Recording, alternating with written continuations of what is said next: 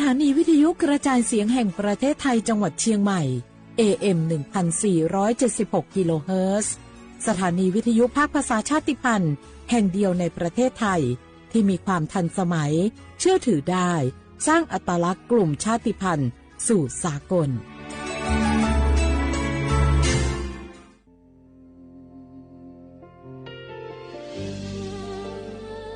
พระเสด็จสู่แดนสวง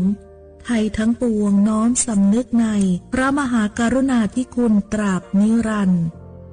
ข้าพระพุทธเจ้าข้าราชการและเจ้าหน้าที่สถานีวิทยุกระจายเสียงแห่งประเทศไทยจังหวัดเชียงใหม่กรมประชาสัมพันธ์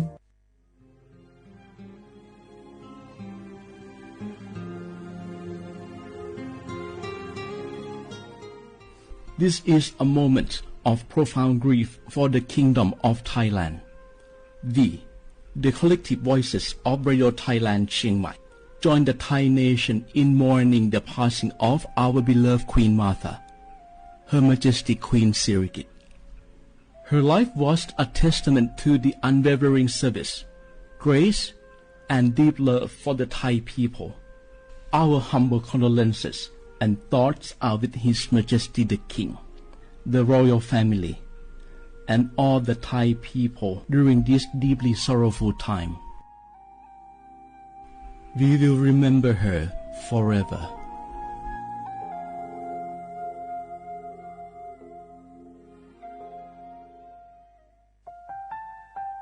วานูลิซูชิแท้มีคนแน่ว่าจามาอามุสานีมาอาคือที่ลีซางโงวานูวัตซึมาอาคือเฟียมา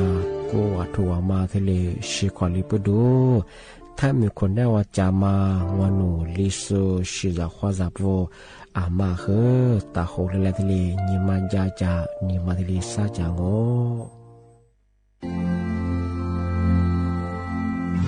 รากฐานสังคมไทยตั้งแต่อดีตจนถึงปัจจุบันเคารพเทิดทูนสถาบันพระมหากษัตริย์เป็นศูนย์รวมจิตใจที่เหนียวแน่นของคนไทยในเวลาที่เกิดวิกฤตทางการเมืองพระบารมีของพระเจ้าอยู่หัวก็ทำให้เกิดความสงบและช่วงที่เกิดวิกฤตเศรษฐกิจปรัชญาเศรษฐกิจพอเพียงของพระเจ้าอยู่หัวรัชกาลที่ 9 พระราชทานให้กับคนไทยก็ทำให้ผู้ที่น้อมนำมาปฏิบัติมีภูมิคุ้มกันและไม่เกิดความเสียหายพระปฐมบรมราชโองการของพระเจ้าอยู่หัวรัชกาลที่ 10เราจะสืบสานรักษาและต่อยอดและครองแผ่นดินโดยธรรมเพื่อประโยชน์สุขแห่งอาณาราษฎรตลอดไปพระมหากษัตริย์ไทยทุกพระองค์ทรงห่วงใยราชเสมอสถาบันพระมหากษัตริย์ไทยศูนย์รวมใจไทยทั้งชาติ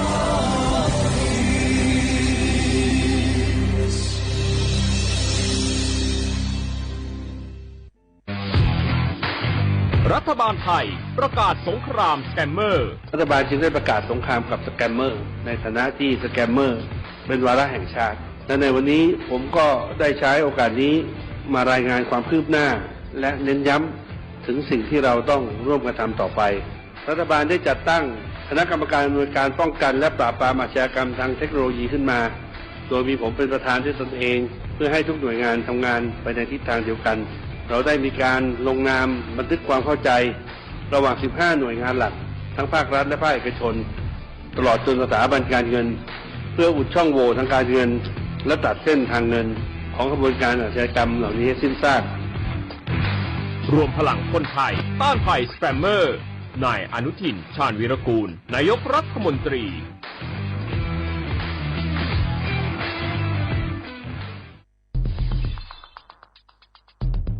แค่3 ปีความเสียหายจากอาชญากรรมไซเบอร์ของคนไทยพุ่งทะลุถึง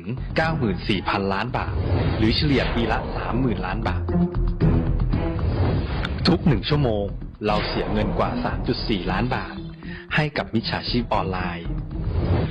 โจรไม่เห็นใจคนอาชีพไหนอายุเท่าไหร่สถานะทางการเงินแบบใดหมอพ่อค้านักธุรกิจนักเรียนแม่บ้านข้าราชการเกษียณทุกคนตกเป็นเหยื่อได้เสมอและวันหนึ่งอาจเป็นคุณหรือคนที่คุณรักเพราะจุดอ่อนร่วมของเหยื่อคือความเร่งรีบ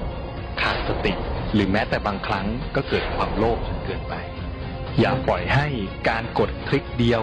ลิงก์เดียวทำให้โจรยิ้มกว้างวันนี้ถึงเวลาแล้วที่คนไทยทุกคนจะต้องร่วมมือกันสร้างภูมิคุ้มกันอาชญากรรมไซเบอร์ช่วยกันหยุดก่อนที่ภัยไซเบอร์จะทำให้คนที่คุณรักและตัวคุณเองกลายเป็นเหยื่อ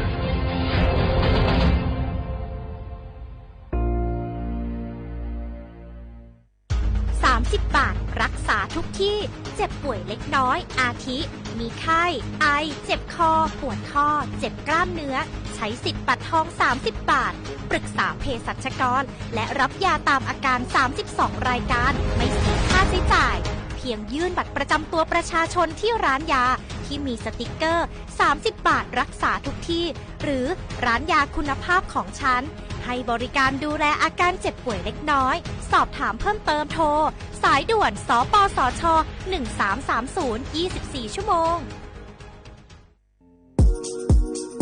30 บาทรักษาทุกที่เจ็บป่วยเล็กน้อยอาทิมีไข้ไอเจ็บคอปวดข้อเจ็บกล้ามเนื้อใช้สิทธิ์บัตรทอง30 บาทปรึกษาเภสัชกรและรับยาตามอาการ32รายการไม่เสียค่าใช้จ่ายเพียงยื่นบัตรประจำตัวประชาชนที่ร้านยาที่มีสติกเกอร์30 บาทรักษาทุกที่หรือร้านยาคุณภาพของฉันให้บริการดูแลอาการเจ็บป่วยเล็กน้อยสอบถามเพิ่มเติมโทรสายด่วนสปสช1330 24ชั่วโมง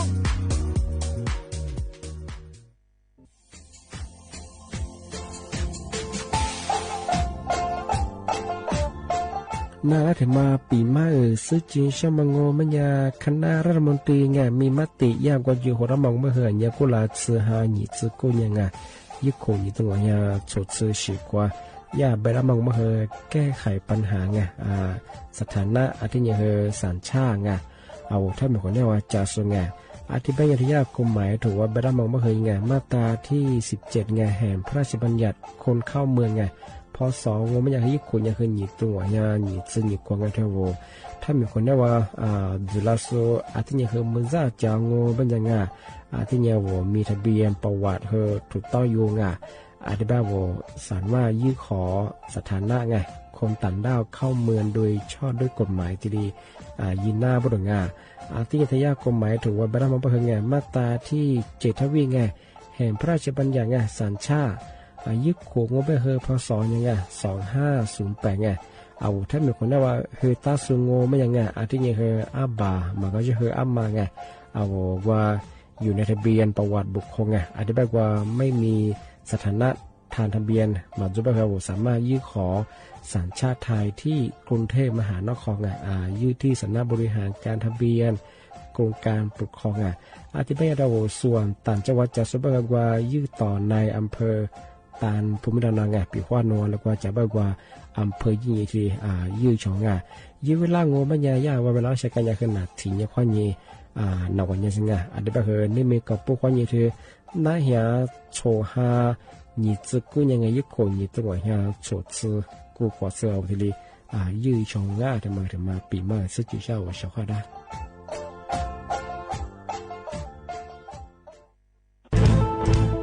เชียร์ขวาบุกอามาสนใจ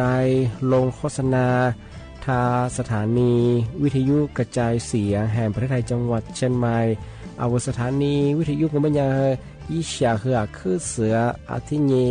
ยี่สัญญาณก็คือหุยยาคือยิบเป้งเที่ยวพื้นที่จังหวัดเชียงใหม่ยังอาทิปัญญาอามาสนใจลงโฆษณาอยู่ช่องของปัญญาติดต่อที่สวทเชียงใหม่ยิบเบอร์โทรปัญญาคือ053-276-0685อาทิเย092-246-8579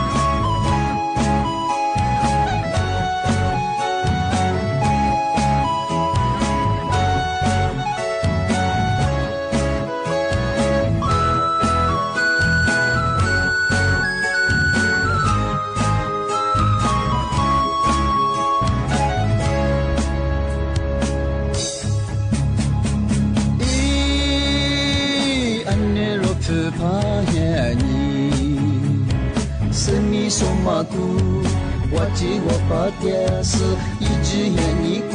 夜了几不多咋个去做 KK 我把他把的是哟耶耶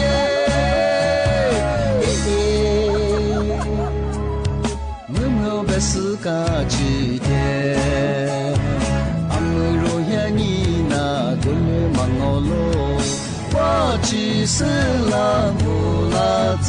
我只是愿你做让我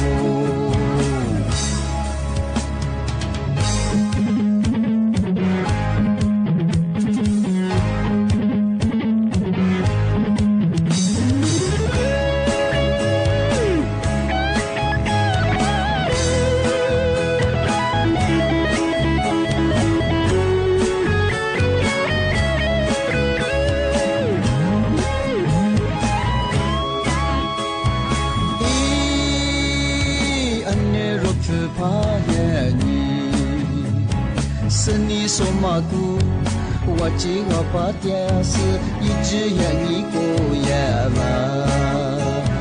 几不多咋个去做 KK 我把他把的是哟耶耶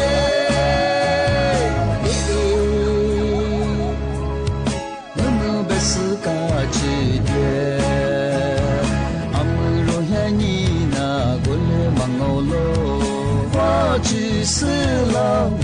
拉自我只是愿你做让我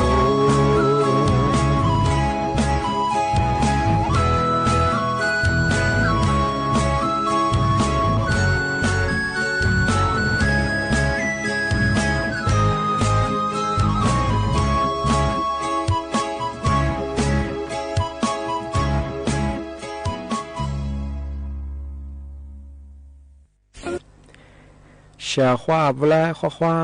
นี่แหละโฉมโมขวานีเจโมอาวลิสุงโดดสุดขวาเปล่างา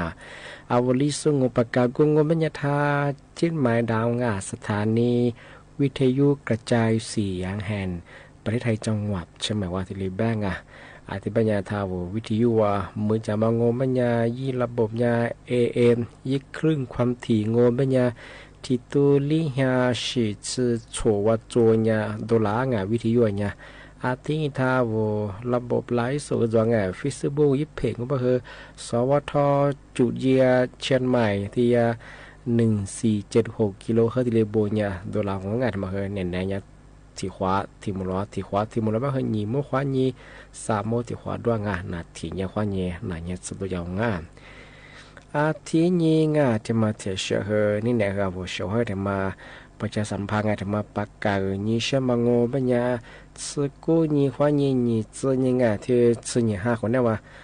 ที่หินางเอาลิโซยิงงาจะมาจ่ายยาบดงานี้สื่อนี้5งปัญญาลิโซเหียนี้บดงาเอาลิโซโลงาอาจจะเป็นเอาลิโซยี่เหียนี้ปุดุยาสกุนี้นี้จีนี้ยิงงาธรรมาจ่ายยาบรองเอาลิโซลิเพปายบรองเอาลิโซเหียนี้จมุดูอาทิบัญญายิจากกูงบัญญาสถานที่งบัญญาพิพิธภัณฑ์ราษฎรบนพื้นที่สูงบรองจังหวัดเชียงใหม่ว่างปีข้าวผมมาซึ่งงบัญญากว่าสพชั้นเผยว่าแต่ใจงงมันยังว่าหลักก็ได้ประวังหลักก็ได้ประวังดาวว่าส่วนหลอกกับว่าว่าดาวว่ายี่ลุยชงยี่เวลางมันยังวันที่สกุลยังมันยังเริ่มยังคือที่มลัว3โมขวานี่สักขวาสติโมสติลิเปียงที่ยังนี่จึงยังมันยังนั่นแหละกูโมขวานี่มือเขือสักว่าสติมุส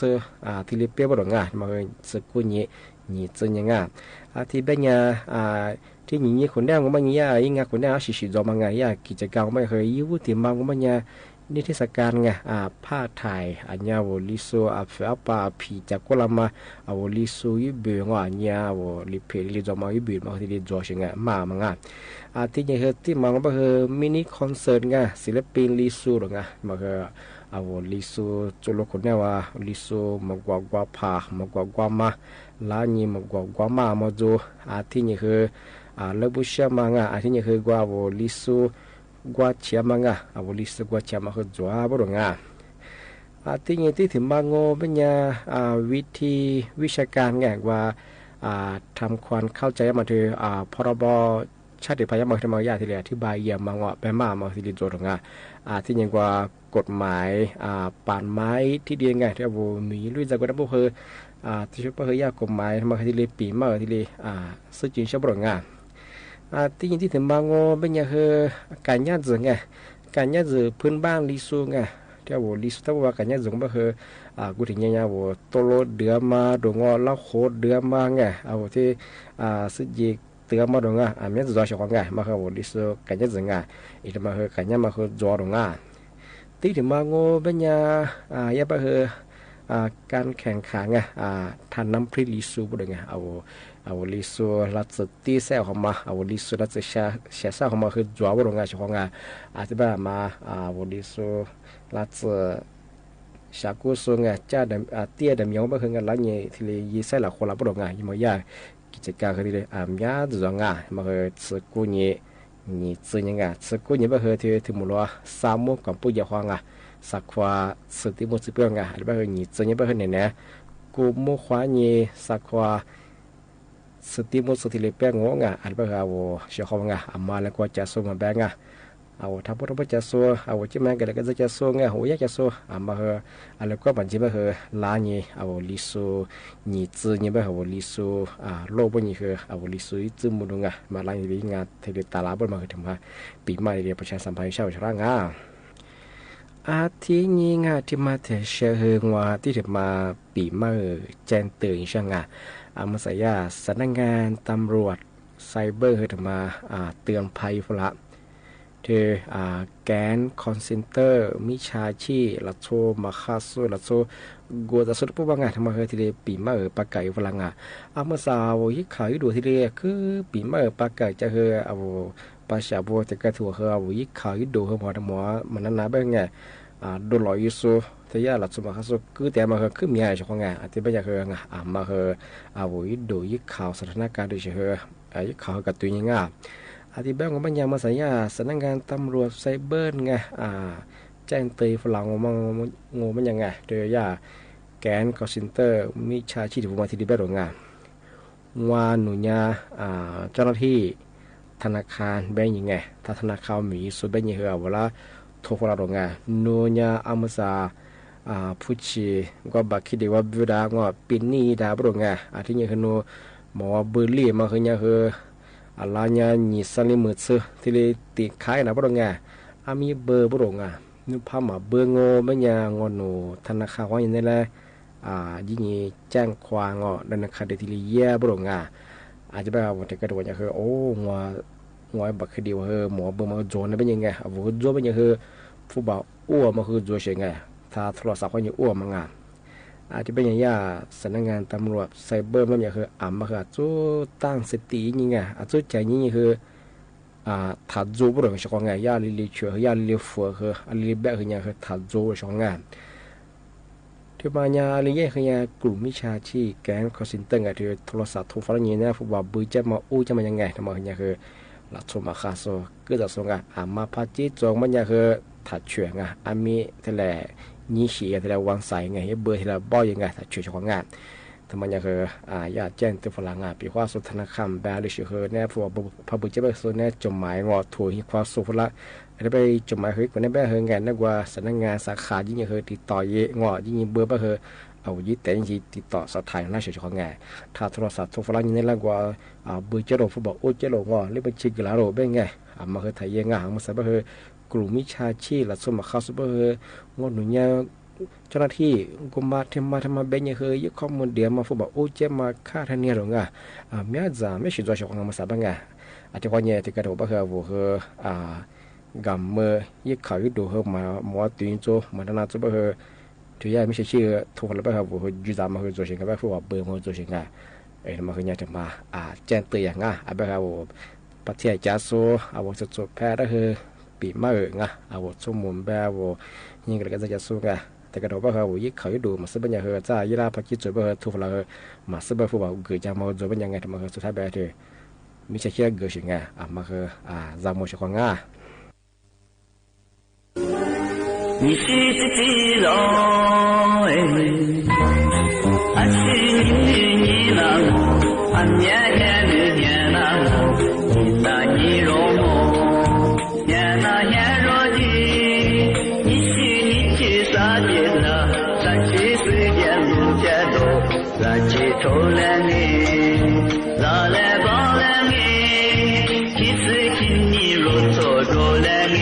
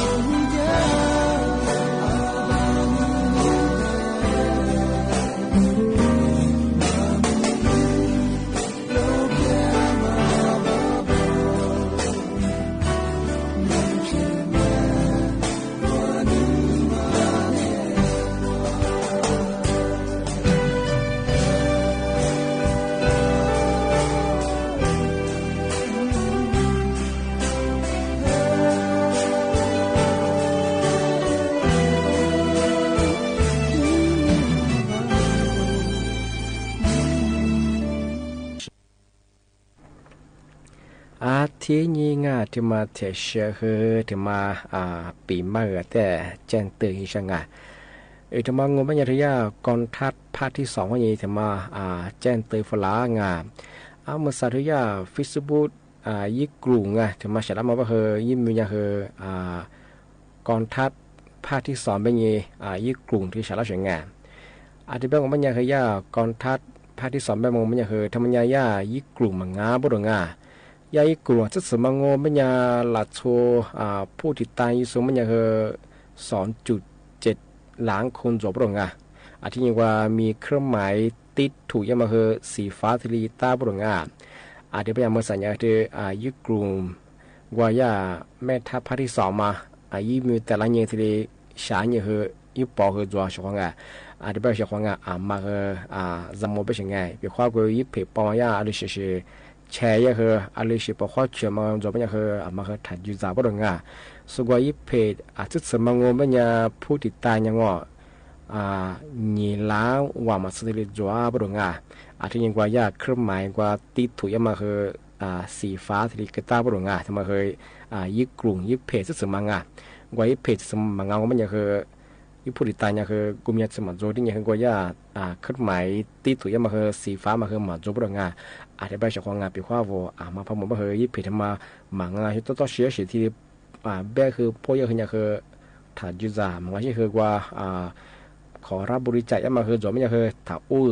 ที่นี้ข่าวลือชีแบกยังฐานะนาหัดตัวนี้บริงานทำมาแบบนั้นจ้าว่าบ่หหลัดชมมาคาโซว่าผู้ไม่หวั่นดีโซสถานการณ์โซว่าที่ริบุญเนี่ยเวลาประชาชนได้ชีดิจิโซที่ชื่อจัวที่ไปยาแบบยังทำมายี่เพจยี่กลุ่มยี่ปอบงมาที่ยาจามบงปีว่าโซเธอยากรทัดภาคที่2ยี่เพจที่สมบูรณ์ยังถ่ายช่องแบบชื่อผู้ติดตามยังนี่ล้านชีเซลมาสุดโดรงานที่ยังเครื่องหมายติดถูกยังมันยัง สีฟ้าสีกระตาบรงงาที่มาเคยถึงมาเจนตื่นช่างงานมาใส่เบอร์หลัดโซเบอร์ยังว่า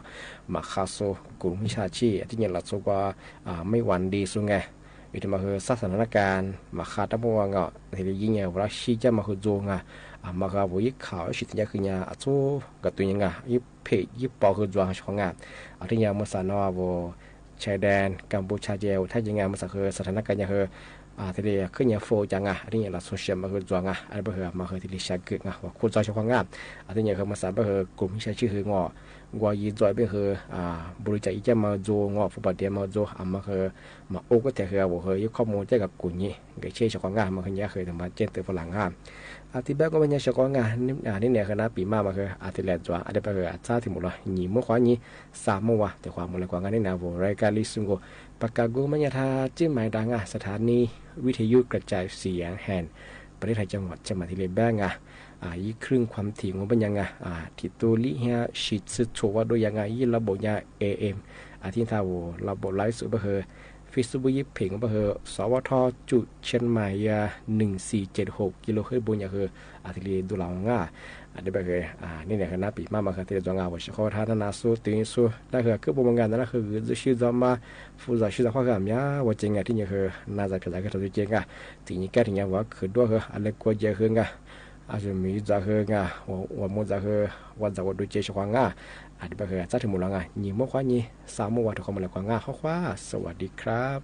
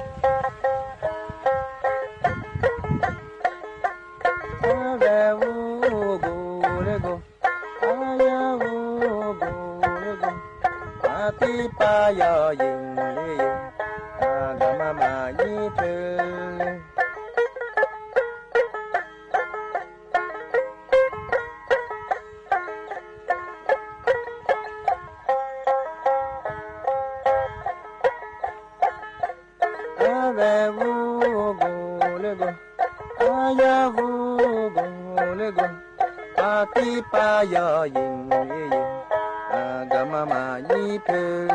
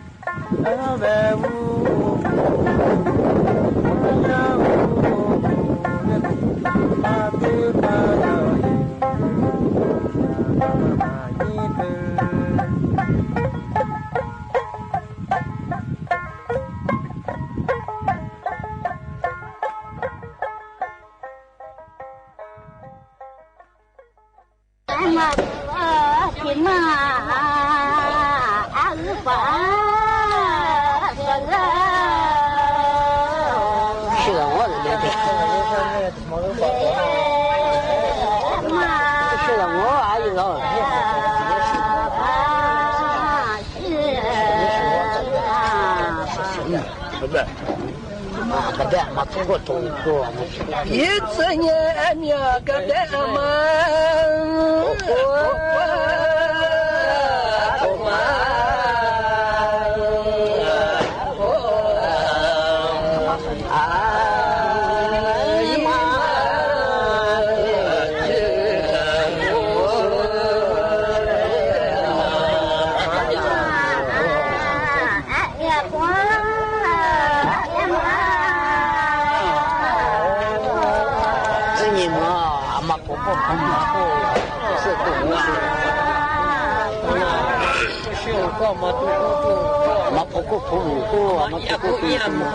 一次年命个的嘛，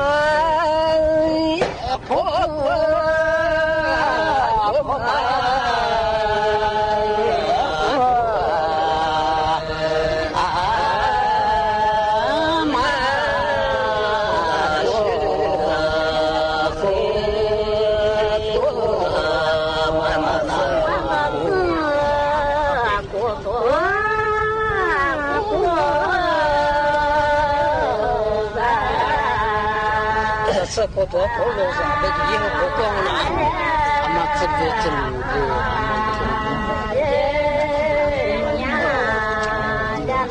治，对，一次年命个的俺们一次年什么？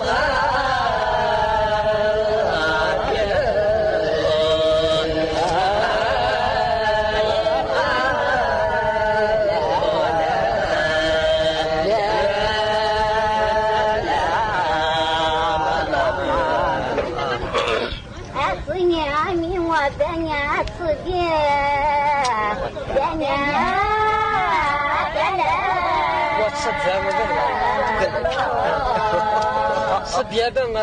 吃别个，俺妈我吃这个，我本来说。今年我个别嘛把我个别领啊，怎样嘛哟？一次年命个别嘛办。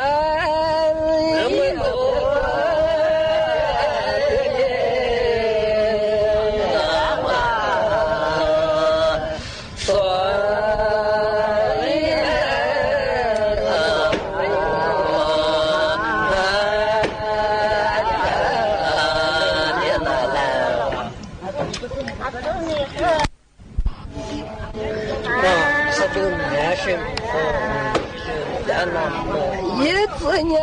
命没帮我过花。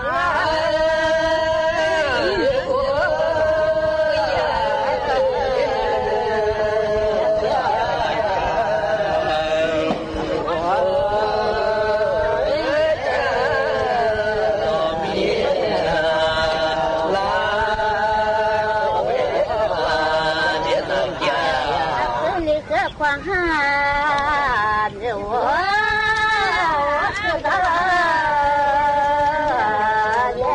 关键你管是不装啊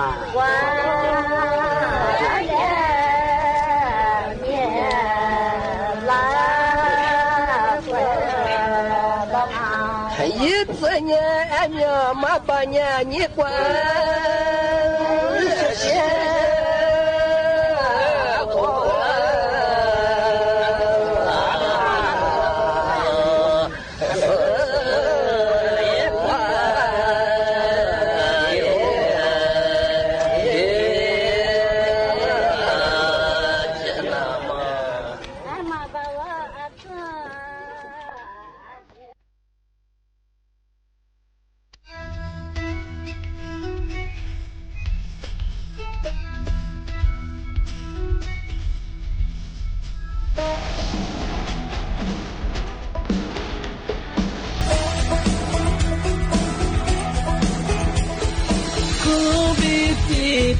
Kushola,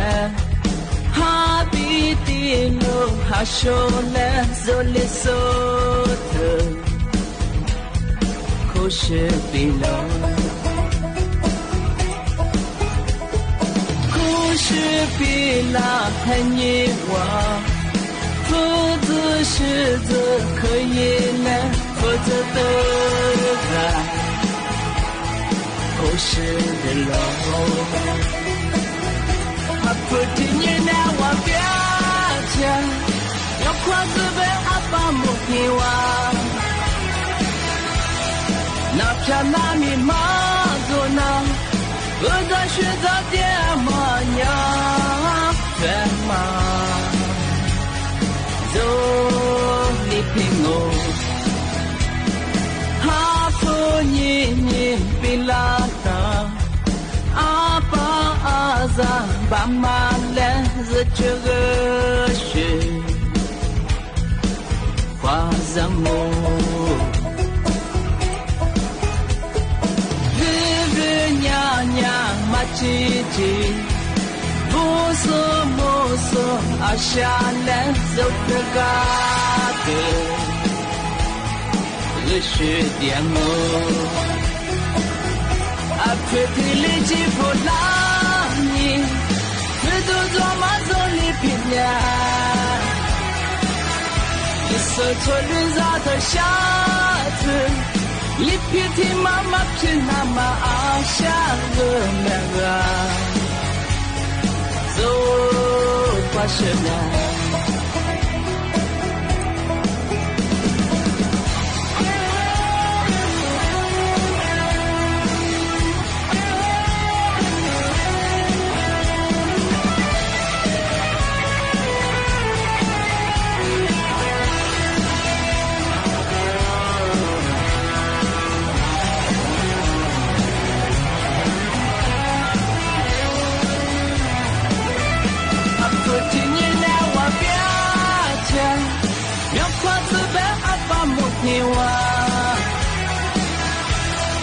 那片那米马祖那，我在学在点马娘天马。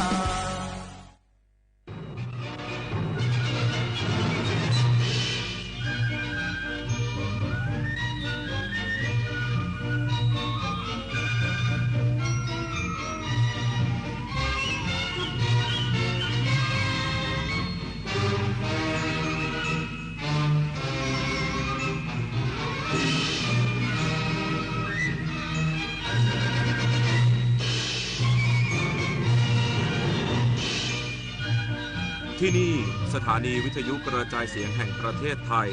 ต่อไปเสนอข่าวซึ่งมีหัวข้อข่าวดังนี้สมเด็จพระนางเจ้าพระบรมราชินี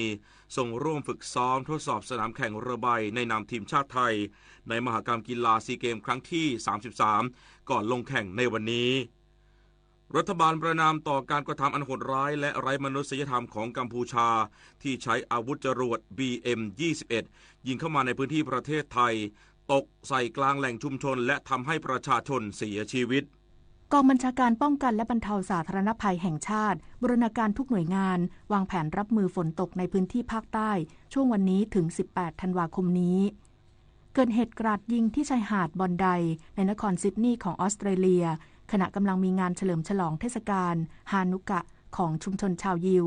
ทำให้มีผู้เสียชีวิตและบาดเจ็บจำนวนมากต่อไปเป็นรายละเอียดของข่าวสถานีวิทยุกระจายเสียงแห่งประเทศไทยขอเสนอสารคดีชุดสมเด็จพระนางเจ้าสิริกิติ์พระบรมราชินีนาถพระบรมราชชนนีพันปีหลวงพระผู้เสด็จสู่สวรรคาลัยวันนี้เสนอตอนพระเมตตาต่อชาวประมงพื้นบ้านสารคดีชุดสมเด็จพระนางเจ้าสิริกิติ์พระบรมราชินีนาถพระบรมราชชนนีพันปีหลวงพระผู้เสด็จสู่สวรรคาลัยเมื่อทรัพยากรทางทะเลลดลงชาวประมงพื้นบ้านเผชิญความยากลำบากและความไม่มั่นคงในอาชีพด้วยพระราชหฤทัยอันทรงเปี่ยมด้วยพระเมตตาสมเด็จพระนางเจ้าสิริกิติ์พระบรมราชินีนาถพระบรมราชชนนีพันปีหลวงทรงเล็งเห็นว่าการฟื้นฟูท้องทะเลคือหัวใจสำคัญของการรักษาวิถีประมงพื้นบ้านจึงมีพระราชดำริให้หน่วยงานที่เกี่ยวข้องดำเนินงานอนุรักษ์และฟื้นฟูทรัพยากรทางทะเลอย่างจริงจังและต่อเนื่องโครงการฟาร์มทะเลตัวอย่างการสร้างปะการังเทียมการฟื้นฟูหญ้าทะเลและการปล่อยพันธุ์สัตว์น้ำล้วนเป็นผลสืบเนื่องจากพระราชดำริที่มุ่งให้ท้องทะเลกลับมามีความอุดมสมบูรณ์สร้างแหล่งอนุบาลสัตว์น้ำไว้อ่อนและเพิ่มความหลากหลายทางชีวภาพทำให้ชาวประมงพื้นบ้านสามารถจับสัตว์น้ำใกล้ฝั่งได้มากขึ้นลดต้นทุนลดความเสี่ยงและมีรายได้มั่นคงกว่าเดิมพร้อมกันนั้นพระองค์ยังทรงสนับสนุนการถ่ายทอดองค์ความรู้ด้านการเลี้ยงสัตว์น้ำการจัดการทรัพยากรชายฝั่งและการแปรรูปผลิตภัณฑ์เพื่อให้ชุมชนประมงมีทางเลือกในการประกอบอาชีพและสามารถพึ่งพาตนเองได้อย่างยั่งยืนความอุดมสมบูรณ์ที่กลับคืนสู่ท้องทะเลไทยคือพลังใจที่ทำให้วิถีประมงพื้นบ้านดำรงอยู่ได้อย่างมั่นคงสืบไปรัฐบาลประณามต่อการกระทำอันโหดร้ายและไร้มนุษยธรรมของกัมพูชาที่ใช้อาวุธจรวด BM-21 ยิงเข้ามาในพื้นที่ประเทศไทยตกใส่กลางแหล่งชุมชนและทำให้ประชาชนเสียชีวิตโดยกระทรวงการต่างประเทศได้ส่งหนังสือถึงสหประชาชาติแจ้งเรื่องความสูญเสียพลเรือนจากการโจมตีดังกล่าวแล้ววันนี้เวลา 11:50 น.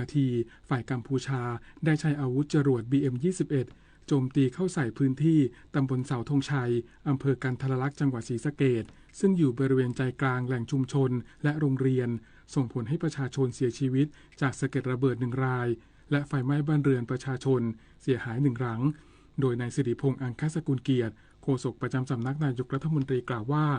รัฐบาลขอประณามต่อการกระทำอันโหดร้ายและไร้มนุษยธรรมของฝ่ายกัมพูชาจากเหตุการณ์ดังกล่าวพร้อมยืนยันว่าพลเรือนและชุมชนมิได้มีส่วนเกี่ยวข้องกับการปฏิบัติการทางทหารใดๆและการใช้อาวุธโจมตีพื้นที่พลเรือนเช่นนี้ไม่อาจยอมรับได้ภายใต้หลักสากลและนี่เป็นความจงใจไม่ใช่อุบัติเหตุอย่างที่ทางกัมพูชามักจะอ้างอย่างแน่นอนนางมาลาตีนาริตาอันดาโมรองอธิบดีกรมสารนิเทศและรองโฆษกกระทรวงการต่างประเทศเปิดเผยว่ากระทรวงการต่างประเทศได้ส่งหนังสือไปยังสำนักงานข้าหลวงใหญ่สิทธิมนุษยชนแห่งสหประชาชาติหัวใจสำคัญระบุในหนังสือฉบับนี้คือเรื่องความสูญเสียพลเรือนจากการโจมตีของฝ่ายกัมพูชานอกจากนี้ยังมีหนังสือประท้วงต่อกรณีกระทรวงมหาดไทยของกัมพูชาออกประกาศระงับการเดินทางออกนอกประเทศทางบกสำหรับคนไทยและชาวต่างชาติเพื่อดำเนินการประท้วงกัมพูชาละเมิดสิทธิขั้นพื้นฐานของประชาชนในการเดินทางรวมถึงชี้แจงด้วยหลักฐานและข้อเท็จจริงไปยังองค์กรระหว่างประเทศ สะท้อนให้เห็นว่าความแตกต่างระหว่างปฏิบัติการทางทหารของไทยและของกัมพูชานะคะของไทยแน่นอนอย่างที่ท่านได้รับฟังทุกวันนะคะเรามีเป้าหมายทางทหารที่ชัดเจนนะคะซึ่งแตกต่างจากฝ่ายกัมพูชาที่ไม่มีเป้าหมายอาวุธที่เขาใช้นะคะจะเป็นในลักษณะของ BM-21 นะคะแล้ววันนี้ก็ได้รับผลกระทบอย่างร้ายแรงนะคะมีพลเรือนเสียชีวิตด้านพลตรีวินไทยสุวารีโฆษกกองทัพบกย้ำว่ากรณีที่ฝ่ายกัมพูชาแสดงพฤติการอย่างชัดเจนในการขัดขวางการเดินทางกลับประเทศไทยของประชาชนไทยจำนวนหลายพันคนณด่านปอยเปตอาจเข้าข่ายการควบคุมตัวพลเรือนโดยมิชอบและยังอาจเข้าข่ายการละเมิดกฎหมายมนุษยธรรมระหว่างประเทศได้แก่อนุสัญญาเจนีวาว่าด้วยการคุ้มครองพลเรือนในเวลาการรบหรือการสงครามและพิธีสารที่เกี่ยวข้องกับการคุ้มครองผู้ประสบภัยจากการขัดกันด้วยอาวุธระหว่างประเทศส่งผลให้ผู้ที่มีส่วนเกี่ยวข้องกับการกักกันตัวพลเรือนโดยมิชอบดังกล่าวอาจมีความผิดร้ายแรงเข้าข่ายอาชญากรสงครามโดยเฉพาะการที่กัมพูชาเป็นภาคีของอนุสัญญาเจนีวาและพิธีสารเพิ่มเติมดังกล่าวจึงมีพันธกรณีตามกฎหมายระหว่างประเทศที่ต้องปฏิบัติตามอย่างเคร่งครัดโดยเฉพาะการอำนวยความสะดวกให้ประชาชนชาวไทยสามารถเดินทางกลับประเทศไทยได้โดยเร็วเพื่อหลีกเลี่ยงการละเมิดศักดิ์สิทธิ์ประดับศิลป์รายงานนายกรัฐมนตรีเปิดเผยนายกรัฐมนตรีมาเลเซียส่งข้อความชี้แจงเสนอให้หยุดยั่วยุไม่ใช่หยุดยิงซึ่งไทยยืนยันปกป้องอธิปไตยและประชาชนอย่างสุดกำลังนายอนุทินชาญวีรกูลนายกรัฐมนตรีและรัฐมนตรีว่าการกระทรวงมหาดไทยโพสต์ข้อความผ่าน Facebook อ้างอิงถึงข้อความของนายดาโตะเซรีอันวาบินอิบราฮิมนายกรัฐมนตรีมาเลเซียที่ได้ส่งถึงนายอนุทินเมื่อวันที่13ธันวาคมที่ผ่านมาเป็นภาษาอังกฤษซึ่งแปลได้ว่าเรียนนายกรัฐมนตรีอนุทินแถลงการของตนไม่ได้กล่าวถึงการหยุดยิงเพียงแต่กล่าวว่าขอเสนอให้ยุติการยั่วยุใดๆตั้งแต่เวลา 22 นาฬิกาเป็นต้นไปและไม่ได้บอกว่าทั้งสองฝ่ายตกลงกันแล้วทั้งนี้แถลงการข้างต้นถูกส่งมาถึงนายอนุทินจากนายกรัฐมนตรีอันวาอิบราฮิมพิสูจน์ได้อย่างชัดเจนว่ารัฐบาลไทยไม่มีแผนหรือข้อตกลงใดๆที่จะหยุดยิงกับศัตรูของไทยตั้งแต่เวลา 22 นาฬิกาของวันที่ 13 ธันวาคมประเทศไทยยืนหยัดอย่างมั่นคงในการรักษาปกป้องและพิทักษ์บูรณภาพของแผ่นดินและประชาชนของเราอย่างสุดกำลังคณะผู้บัญชาการทหารเสนอต่อที่ประชุมสภาความมั่นคงแห่งชาติพิจารณาระงับการขนส่งน้ำมันเชื้อเพลิงและสินค้ายุทธปัจจัยไปยังประเทศกัมพูชาพร้อมประกาศพื้นที่โดยรอบทะเลอาณาเขตรอบท่าเรือกัมพูชาเป็นพื้นที่เสี่ยงภัยระดับสูงนาวาเอกนราคุณโทถมผู้ช่วยโฆษกกองทัพเรือเปิดเผยถึงกรณีที่มีการเผยแพร่ในสื่อออนไลน์เรื่องการปิดกั้นน่านน้ำและระงับการส่งออกน้ำมันไปกัมพูชาว่าปัจจุบันยังไม่มีการประกาศดังกล่าวออกมาจากหน่วยงานที่เกี่ยวข้องโดยเป็นเพียงข้อเสนอของคณะผู้บัญชาการทางทหารเพื่อหารือในสภาความมั่นคงแห่งชาติที่จะมีการประชุมในวันนี้สำหรับ3ประเด็นหลักได้แก่ขอให้สภาความมั่นคงแห่งชาติมีมติระงับการส่งออกน้ำมันเชื้อเพลิงและสินค้ายุทธปัจจัยสำคัญไปยังกัมพูชาให้ศูนย์อำนวยการรักษาผลประโยชน์ของชาติทางทะเลบูรณาการกลไกควบคุมเฝ้าระวังเรือที่มีพฤติกรรมลำเลียงน้ำมันเชื้อเพลิงสินค้ายุทธปัจจัยสำคัญไปยังกัมพูชาและให้ศูนย์อำนวยการรักษาผลประโยชน์ของชาติทางทะเลพิจารณาประกาศพื้นที่โดยรอบทะเลอาณาเขตรอบท่าเรือกัมพูชาเป็นพื้นที่เสี่ยงภัยระดับสูงเนื่องจากกองทัพกัมพูชามีการใช้อาวุธโดยไม่ระบุเป้าหมายไม่มีทิศทางทำให้เรือที่สัญจรไปมาที่อยู่ในระยะการยิงมีความเสี่ยงสูงปัจจุบันนะครับณตอนนี้ยังไม่มีการประกาศดังกล่าวออกมาจากหน่วยงานที่เกี่ยวข้องนะครับเป็นเพียงข้อเสนอหัวข้อเข้าประชุมของคณะผู้บัญชาการทางทหารเสนอหัวข้อเข้าหารือในที่ประชุมสภาความมั่นคงแห่งชาติล่าสุดศูนย์ปฏิบัติการกองทัพภาคที่2ได้ออกคำสั่งควบคุมการส่งออกน้ำมันเชื้อเพลิงทุกประเภทรวมถึงยุทโธปกรณ์และสิ่งของที่เกี่ยวข้องณจุดผ่านแดนถาวรช่องเม็กตำบลช่องเม็กอำเภอสิรินธรจังหวัดอุบลราชธานีมีผลตั้งแต่เวลา 24 นาฬิกาของเมื่อคืนที่ผ่านมาและให้บังคับใช้จนกว่าจะมีคำสั่งเปลี่ยนแปลงกองบัญชาการป้องกันและบรรเทาสาธารณภัยแห่งชาติบูรณาการทุกหน่วยงาน วางแผนรับมือฝนตกในพื้นที่ภาคใต้ช่วงวันนี้ถึง18ธันวาคมนี้เน้นความปลอดภัยประชาชนเป็นหลักวานนี้นายศักดาวิเชียรศิลป์รัฐมนตรีช่วยว่าการกระทรวงมหาดไทยเรียกประชุมกองบัญชาการป้องกันและบรรเทาสาธารณภัยแห่งชาติเพื่อติดตามสถานการณ์และเตรียมความพร้อมรับสถานการณ์อุทกภัยในพื้นที่ภาคใต้มีหน่วยงานที่เกี่ยวข้องและผู้ว่าราชการจังหวัดในพื้นที่ภาคใต้เข้าร่วมประชุมผ่านสื่ออิเล็กทรอนิกส์โดยนายธีรพัฒน์คัชมาศอธิบดีกรมป้องกันและบรรเทาสาธารณภัยหรือปภ.เปิดเผยว่าหน่วยงานด้านการพยากรณ์คาดการณ์ว่าในช่วงวันนี้ถึง18ธันวาคมนี้จะมีฝนตกหนักถึงหนักมากในภาคใต้ตอนล่างได้แก่จังหวัดนราธิวาสปัตตานียะลาและจังหวัดสงขลาตอนล่างแต่ปริมาณฝนยังอยู่ในระดับที่ไม่น่ากังวลรวมทั้งระดับน้ำในแม่น้ำยังอยู่ต่ำกว่าตลิ่งซึ่งทางจังหวัดได้เฝ้าระวังและเตรียมพร้อมรับมือในระดับพื้นที่แล้วส่วนในวันพรุ่งนี้จะมีปริมาณฝนสูงสุดและจะค่อยๆลดลงในวันที่17และ18ธันวาคมตามลำดับอย่างไรก็ตามปริมาณฝนที่จังหวัดสงขลาจะไม่รุนแรงเท่ากับ3จังหวัดชายแดนและเชื่อมั่นว่าการบริหารจัดการจะเป็นไปอย่างเรียบร้อยไม่เกิดน้ำท่วมซ้ำในพื้นที่อย่างแน่นอนณวันที่เรามีการประชุมกันอยู่เนี่ยนะครับก็มีฝนตกอยู่บ้างแต่จำนวนมิลลิเมตรก็ไม่ได้เยอะมากนะครับแล้วก็มีการกระจายตัวในหลายพื้นที่โดยเฉพาะอย่างยิ่ง3จังหวัดชายแดนภาคใต้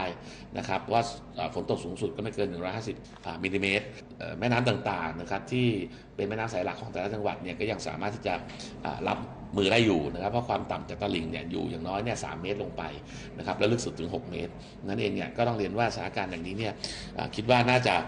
ทำให้การบริหารจัดการน้ำในพื้นที่เนี่ยไม่น่าจะมีผลกระทบต่อประชาชนทั้งนี้อธิบดีปภ.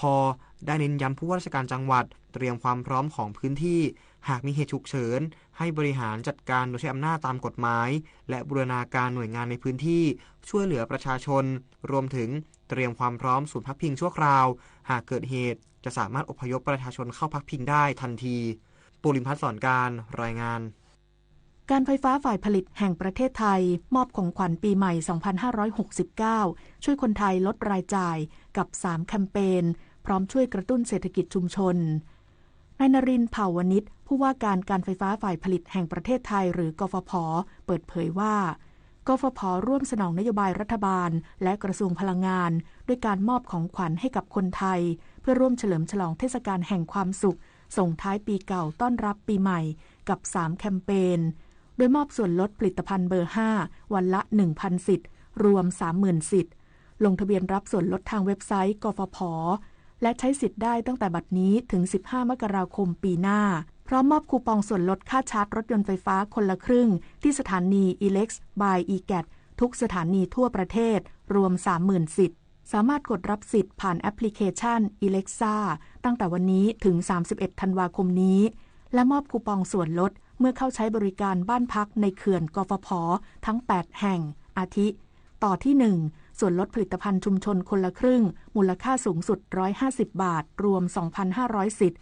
และต่อที่2ผู้เข้าพักบ้านครินทร์เขื่อนศรีนครินทร์รับส่วนลดเพิ่ม 3,000 บาทสำหรับเข้าพักครั้งถัดไปอีกจำนวน100สิทธิ์ติดตามรายละเอียดเพิ่มเติมได้ทาง Facebook กฟผ.การไฟฟ้าฝ่ายผลิตแห่งประเทศไทยวันนี้หน่วยทันตกรรมเคลื่อนที่เพื่อประชาชนได้โอกาสในเขตท้องถิ่นทุรกันดารมูลนิธิแพทย์อาสาสมเด็จพระศรีนครินทราบรมราชชนนีหรือพอสว.ออกให้บริการประชาชนในพื้นที่จังหวัดแม่ฮ่องสอนที่หมู่1โรงเรียนบ้านเสาหินตำบลเสาหินอำเภอแม่เสรียงขอเชิญชวนประชาชนในพื้นที่ดังกล่าวไปรับบริการโดยไม่เสียค่าใช้จ่ายใดๆแสนอาลัยสมเด็จพระพันปีหลวงไทยทั้งปวงหมองหม่นก่นร่ำให้พระผู้เสด็จสู่ฟ้าสวรรคาลัยแนบดวงใจตามพระบาททุกชาติภพปวงประชาน้อมสำนึกในพระมหากรุณาธิคุณเป็นล้นพ้นอันหาที่สุดมิได้ข้าพระพุทธเจ้าคณะผู้บริหารข้าราชการและเจ้าหน้าที่สถานีวิทยุกระจายเสียงแห่งประเทศไทยกรมประชาสัมพันธ์ เชิญร่วมงานกาชาด 2568 ร้อยดวงใจปวงประชาน้อมสำนึกพระเมตตาองค์สภานายิกาสภากาชาดไทยเลือกช็อปสินค้าอุปโภคบริโภคพร้อมรุ้นรางวัลพิเศษสลากบำรุงสภากาชาดไทย 11-21 ธันวาคมนี้ตั้งแต่เวลา 11 นาฬิกาถึง 22 นาฬิกาณสวนลุมพินีและช่องทางออนไลน์ผ่าน www.iletcost.org ร่วมร้อยดวงใจสานต่อการให้ที่ไม่มีวันสิ้นสุด 7 นาฬิกา 16 นาทีต่อไปรับฟังข่าวต่างประเทศครับสำนักข่าวต่างประเทศรายงานว่าเกิดเหตุกราดยิงที่ชายหาดบอนไดเขตชานเมืองนครซิดนีย์รัฐนิวเซาท์เวลส์ของออสเตรเลียเมื่อช่วงค่ำของวันอาทิตย์ที่ผ่านมาตามเวลาท้องถิ่นขณะกำลังมีการจัดงานเฉลิมฉลองเทศกาลฮานุกะของชุมชนชาวยิวทำให้มีผู้เสียชีวิตอย่างน้อย11รายและมีผู้ได้รับบาดเจ็บ29รายในจำนวนนี้2รายเป็นเจ้าหน้าที่ตำรวจขณะที่สำนักงานตำรวจรัฐนิวเซาท์เวลส์เปิดเผยว่าเจ้าหน้าที่ตำรวจสามารถจัดการกับคนร้ายได้แล้วซึ่งมีอย่างน้อย2รายโดย1รายเสียชีวิตบริเวณจุดเกิดเหตุส่วนอีกรายถูกควบคุมตัวไว้ได้แต่อยู่ในอาการบาดเจ็บสาหัสนอกจากนี้ยังประกาศให้เหตุกราดยิงดังกล่าวเป็นเหตุการณ์ก่อการร้ายและมีรายงานพบวัตถุที่ต้องสงสัยว่าเป็นระเบิดแสวงเครื่องในรถยนต์คันหนึ่งที่จอดใกล้กับบริเวณชายหาดซึ่งมีความเชื่อมโยงกับคนร้ายที่เสียชีวิตด้านนายกรัฐมนตรีแอนโทนีอัลบาเนซีของออสเตรเลียออกแถลงการที่ระบุว่านี่คือการโจมตีชาวออสเตรเลียเชื้อสายยิวในวันแรกของเทศกาลฮานุกะซึ่งควรเป็นวันแห่งความสุขวันแห่งการเฉลิมฉลองศรัทธาโดยถือเป็นการกระทำอันชั่วร้ายและการโจมตีชาวออสเตรเลียเชื้อสายยิวถือเป็นการโจมตีชาวออสเตรเลียทั้งหมดพร้อมกันนี้ยังเน้นย้ำว่าในช่วงเวลาอันมืดมนนี้ตำรวจและหน่วยงานความมั่นคงของออสเตรเลียกำลังทำงานเพื่อระบุตัวผู้ที่เกี่ยวข้องกับการกระทำอันโหดร้ายนี้ขณะที่นายกรัฐมนตรีเบนจามินเนทันยาฮูของอิสราเอลออกแถลงการประณามอย่างรุนแรงต่อเหตุกราดยิงที่ชายหาดบอนไดของออสเตรเลียพร้อมระบุว่าเขาเตือนนายกรัฐมนตรีอัลบาเนซีแล้วว่าการที่รัฐบาลออสเตรเลียสนับสนุนการจัดตั้งรัฐปาเลสไตน์จะยิ่งเป็นการเติมเชื้อไฟให้กับการต่อต้านชาวยิวสำนักข่าวรอยเตอร์รายงานว่าประธานาธิบดีโวโลดิเมียร์เซเลนสกี้ผู้นำยูเครนพบหารือกับนายสตีฟวิทคอฟผู้แทนพิเศษสหรัฐและนายจาเร็ดคุชเนอร์บุตรเขยและที่ปรึกษาของประธานาธิบดีโดนัลด์ทรัมป์ผู้นำสหรัฐที่กรุงเบอร์ลินประเทศเยอรมนีเมื่อวันอาทิตย์ที่ผ่านมาตามเวลาท้องถิ่นเป็นเวลานานกว่า5ชั่วโมงเพื่อหาทางยุติสงครามรัสเซียยูเครนโดยการหารือครั้งนี้ประธานาธิบดีเซเลนสกี้เสนอว่ายูเครนจะล้มเลิกเป้าหมายการเข้าเป็นสมาชิกองค์การสนธิสัญญาแอตแลนติกเหนือหรือนาโตเพื่อแลกกับการรับประกันความมั่นคงจากชาติตะวันตกขณะที่นายวิทคอฟเปิดเผยภายหลังการหารือดังกล่าวโดยระบุว่าการยุติสงครามรัสเซียยูเครนมีความคืบหน้าไปมากโดยจะมีการพบหารือกันอีกครั้งในเช้าวันจันทร์นี้ตามเวลาของเยอรมนีแต่ไม่มีการเปิดเผยรายละเอียดเพิ่มเติมต่อไปรับฟังข่าวกีฬาค่ะสมเด็จพระนางเจ้าพระบรมราชินีเสด็จพระราชดำเนินไปยังโรงแรมโอเชียนมารีนาพัทยาอำเภอสัตหีบจังหวัดชลบุรีเพื่อส่งลงทะเบียนและชั่งน้ำหนักนักกีฬาเรือใบทีมชาติไทยประเภทเรือคิวโบ๊ท SSL 47พร้อมส่งฟังการถวายบรรยายข้อมูลการแข่งขันเรือใบซ้อมเรือใบรอบทดสอบสนามในการแข่งขันกีฬาซีเกมครั้งที่33ร่วมกับนักกีฬาจาก4ชาติได้แก่เวียดนามฟิลิปปินส์มาเลเซียและเมียนมาโดยมีพลเรือเอกสมประสงค์ดินสมัยนายกสมาคมกีฬาแข่งเรือใบแห่งประเทศไทยในพระบรมราชูปถัมภ์และประชาชนเฝ้ารับเสด็จจากนั้นสมเด็จพระนางเจ้าพระบรมราชินีเสด็จโดยเรือใบ SSL 47หมายเลข6ไปยังบริเวณพื้นที่ฝึกซ้อมในทะเลทรงฝึกซ้อมรอบทดสอบสนามโดยทรงทำหน้าที่เป็นเนวิเกเตอร์ของเรือทรงดูทิศทางลมในทะเลอันเป็นการเตรียมความพร้อมของนักกีฬาให้มีความคุ้นเคยกับสนามก่อนการแข่งขันจริงซึ่งจะมีขึ้นระหว่างวันที่ 15-18 ธันวาคมนี้ด้านการแข่งขันกีฬาซีเกมครั้งที่33ในกีฬาแบดมินตันที่ยิมเนเซียมมหาวิทยาลัยธรรมศาสตร์รังสิตในรอบชิงชนะเลิศคู่ผสมเดชาพลพัววรานุเคราะห์กับสุพิศราเพียรสามพรานผู้มืออันดับ1ของรายการมืออันดับ4ของโลกเจอกับรุ่นน้องทีมชาติไทยรัชนภักอูบทองกับเชนิชาสุดใจประภารัตน์ซึ่งผลปรากฏว่าทั้งสองคู่สู้กันได้อย่างสูสีแต่สุดท้ายเป็นคู่ของรัชนภักกับเชนิชาที่เฉือนเอาชนะไปได้2-0เกม 22-20 21-19เพราะเหรียญทองไปครองได้สำเร็จด้านหญิงเดี่ยวเมรัชนกอินทนนท์มือ8ของโลกตบชนะเมซ้ายสุภานิดาเกตทองมืออันดับ12ของโลก2-0เกม 21-19 21-7เป็นการคว้าเหรียญทองอำลากีฬาซีเกมจักรยานประเภทถนนรายการไคทีเรียมหญิงที่ลงเดินในร้อยพระจุลจอมเกล้าจังหวัดนครนายก จุฑาทิพย์มณีพันธ์ซึ่งเป็นแชมป์เก่า2 สมัยรอบสุดท้ายเข้าเส้นชัยเป็นคนแรกคว้าเหรียญทองได้สำเร็จเป็นสมัยที่3ติดต่อกันและเป็นเหรียญทองที่5ของทีมจักรยานไทยขี่ม้าประเภทศิลปะการบังคับม้าประเภททีมที่สนามไทยโปโลคลับพัทยาทีมไทยนำทัพโดยนักขี่ม้ามือเก๋าเฉลิมฉานยศวิริยะพาณิชย์พร้อมด้วยอาริณัฐฐาชวตานนท์ที่เพิ่งคว้าเหรียญทองทีมอีเวนติ้งไปก่อนหน้านี้พร้อมด้วยน้องใหม่นีระพุทธสมบัติและปวาริสาทองประดับลงชิงชัยผลปรากฏว่าทัพนักกีฬาทั้ง4คนต่างโชว์ลีลาบังคับม้าได้อย่างยอดเยี่ยมทำได้ถึง 207.353 คะแนนคว้าเหรียญทองมาครองสรุปเหรียญรางวัลซีเกมทัพนักกีฬาไทยคว้าไปแล้วถึง128เหรียญทอง81เหรียญเงิน46เหรียญทองแดงตามมาด้วยอันดับ2อินโดนีเซีย39เหรียญทองและอันดับ3เวียดนาม34เหรียญทองพิจิตรกาญจนกุลรายงานต่อไปเป็นพยากรณ์อากาศประกาศกรมอุตุนิยมวิทยาเรื่องฝนตกหนักถึงหนักมากบริเวณภาคใต้และคลื่นลมแรงบริเวณอ่าวไทยฉบับที่26ช่วงวันที่ 15-16 ธันวาคม 2568 ภาคใต้ตอนล่างยังคงมีฝนตกหนักอย่างต่อเนื่องและมีฝนตกหนักมากบางแห่งบริเวณจังหวัดพัทลุงสงขลาปัตตานียะลานราธิวาสตรังและสตูลเนื่องจากมรสุมตะวันออกเฉียงเหนือที่พัดปก